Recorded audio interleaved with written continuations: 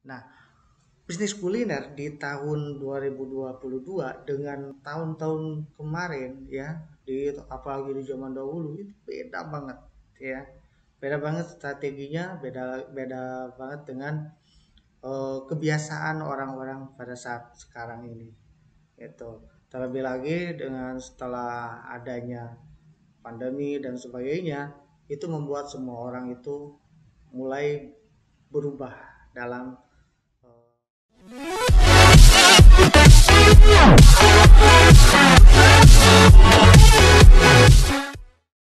Halo, assalamualaikum warahmatullahi wabarakatuh. Selamat berjumpa lagi dengan saya Ron Stadi di Master Digital Marketing. Oke, kali ini saya ingin berbagi tips atau strategi untuk membuka bisnis kuliner di tahun 2022 ya. Berempat tahun. Oke, nah bagaimana sih strateginya supaya kita ketika membuka bisnis kuliner, entah itu membuka kafe atau rumah makan atau apalah gitu ya, yang mana bisnis ini merupakan bisnis kuliner. Nah, bisnis kuliner di tahun 2022 dengan tahun-tahun kemarin ya, apalagi di zaman dahulu itu beda banget ya. Beda banget strateginya, beda beda banget dengan kebiasaan orang-orang pada saat sekarang ini. Itu. Terlebih lagi dengan setelah adanya pandemi dan sebagainya, itu membuat semua orang itu mulai berubah dalam kebiasaannya. Gitu. Nah, oleh karena itu kita memerlukan sebuah strategi yang bagus untuk bisa meningkatkan bisnis kuliner kita. Nah, apa saja langkah-langkahnya? Strateginya apa?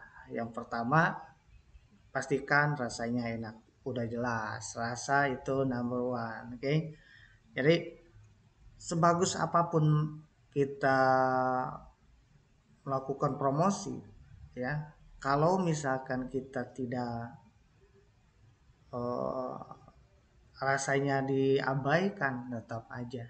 Kenapa? Karena ketika orang datang penasaran, mencoba, gak enak banget. Nah gitu kan. Akhirnya apa?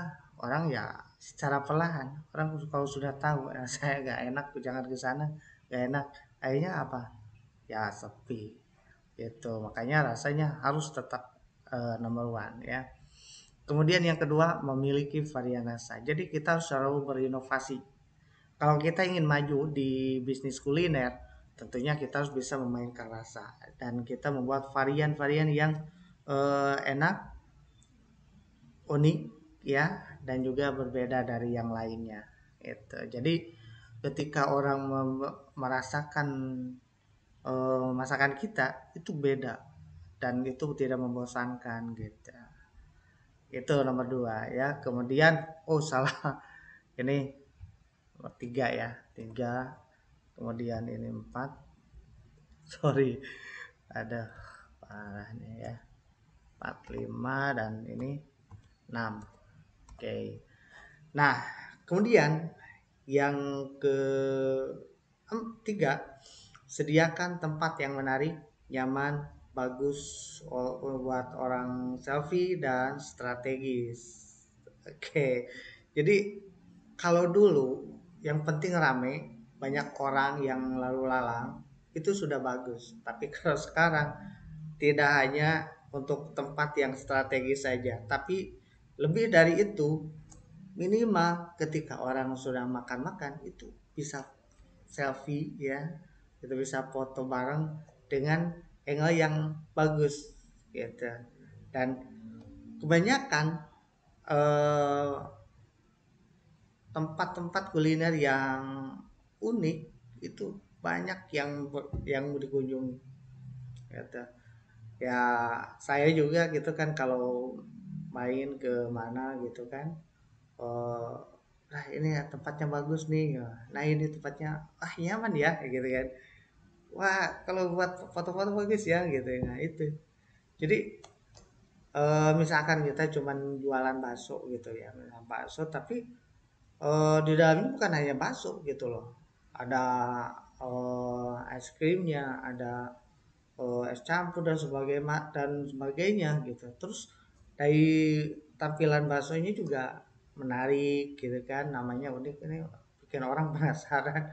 Ini maksudnya apa gitu, rasanya gimana sih gitu kan. Nah, itu bikin jadi ketika orang semakin penasaran, semakin orang ingin mencoba, itu bagus. Itu berarti itu bisa membuat bisnis kita itu akan lebih maju. Ya. Nah, kemudian tempatnya harus bagus, harus menarik. Lah, saya kan budgetnya low budget banget gitu. Budgetnya pas-pasan. Oke, kita bisa membuat sesuatu yang menarik tanpa kita harus mengeluarkan budget yang besar. Ya, artinya apa? Kreativitas kita itu dituntut, ya, dituntut untuk bisa membuat sesuatu yang menarik. Gitu. Oke, tempat yang bagus. Makanya kenapa tadi saya di awal mengatakan bisnis kuliner zaman dahulu dengan sekarang itu beda.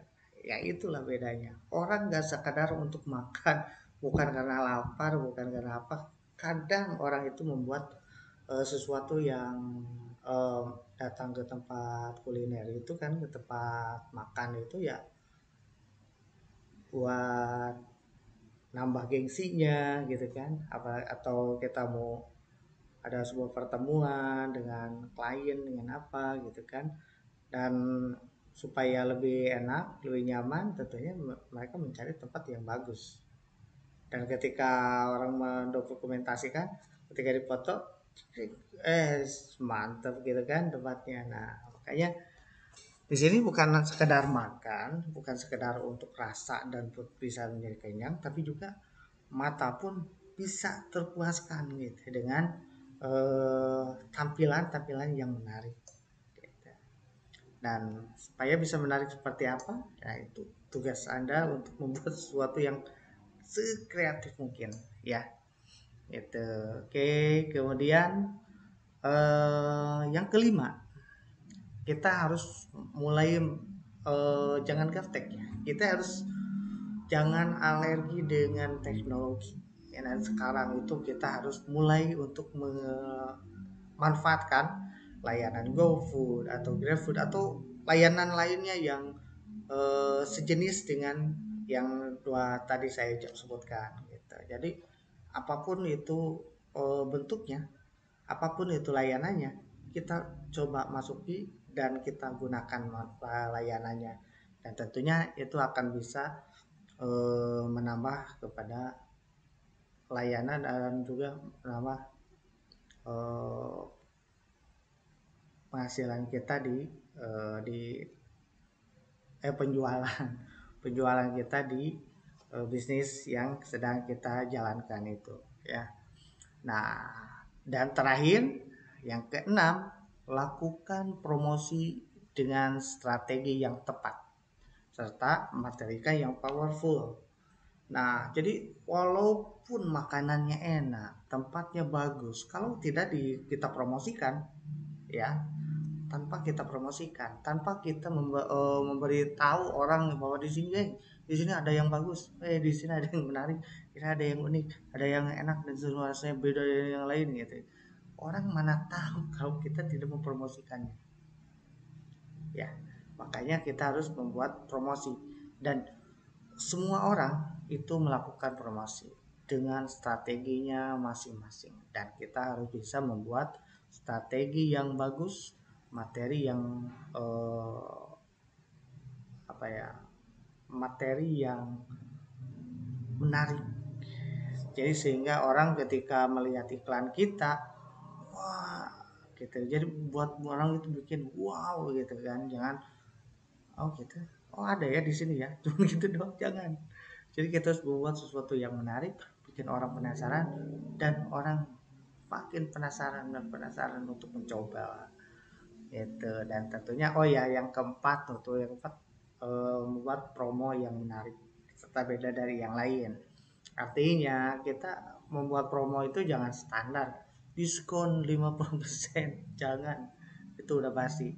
Sekarang kita ganti dengan strategi yang bagus, strategi yang promo yang lebih unik lagi gitu ya. Apa dan bagaimana cara membuat promo, tentunya di situ teman-teman mungkin bisa nanti ya untuk mengikuti kelas saya, dan di situ teman-teman bisa belajar bagaimana cara mengoptimalkan penjualan kita dari bisnis kuliner yang kita jalankan dengan strategi yang tepat dan tentunya promo yang tidak membosankan dan tentunya beda dari yang lain, serta orang makin tertarik untuk mengambil promo yang kita buat tersebut ya. Oke, ada 6 poin yang sudah saya sebutkan untuk strategi membuka bisnis kuliner di tahun 2022. Oke, teman-teman peminat untuk membuka bisnis kuliner, jangan lupa untuk like, comment, dan share. Dan juga buat teman-teman yang belum subscribe dulu ya. Karena di sini saya akan membagikan strategi, tips, dan juga tutorial seputar bisnis online dan FBS beserta Instagram Ads dan juga list building ya. Jadi pokoknya kalau teman-teman yang lagi menjalankan bisnis wajib untuk mengikuti channel saya. Oke. Dan untuk penutup, salam sukses selalu untuk kita semua. Assalamualaikum warahmatullahi wabarakatuh.